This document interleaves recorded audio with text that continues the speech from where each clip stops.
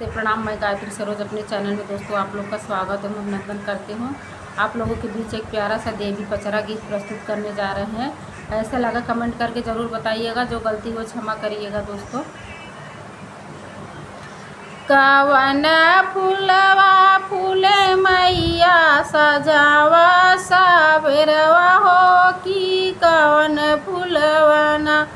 फूल ठीक दोपहरिया हो कि कवन फूलवाना कवन फूलवा मैया साझवा सबेरवा हो कि कवन फूलवना फूल ठीक दोपहरिया हो कि कवन फूलवना बेला चमेली फूल साझवा सबेरवा हो कि अढ़उल फूलवना हो कि अढ़उल फूलवना फूल ठीक दोपहरिया हो कि अढ़उल फूलवना बेला चमेली सा फूल साझवा सबेरवा हो कि अढ़उल फूलवना फूल ठीक दोपहरिया हो कि अढ़उल फूलवना कवनी मैया डोलवा लगाव साझवा सबेरवा हो कि कवन मैया ना हो कि कवन मैया ना लाग ठीक दोपहरिया हो कि कवन मैया ना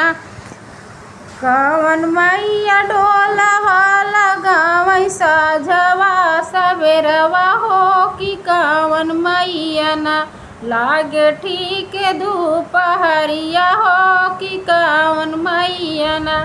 शीतली मैया डोलवा लगावै हो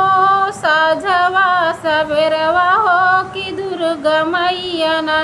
हो कि दुर्गा मैया ना लाग ठीक दोपहरिया हो कि दुर्गा मैया ना शीतली मैया डोलवा लगावे साझवा सबेरवा हो कि दुर्गा मैया ना लाग ठीक दोपहरिया हो कि दुर्गा मैया ना कवनी मैया डोलवा लगावे लाल पियर ओ हरवा हो कि कवन मैया ना कवनी मैया डोलवा लगावे लाल पियर ओ हरवा हो कि कवन मैया ना लागे मखमल ओ हरवा हो कि कवन मैया ना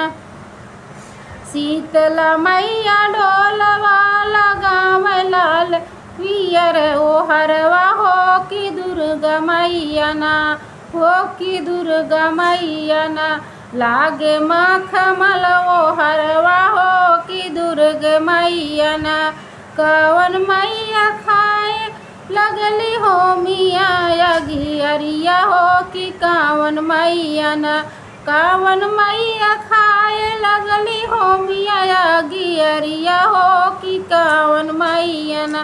खाई हलवाया पुड़िया हो कवन मैया ना हो खाई हलवाया पुड़िया हो कवन मैया ना शीतली मैया खाए लगली हो मिया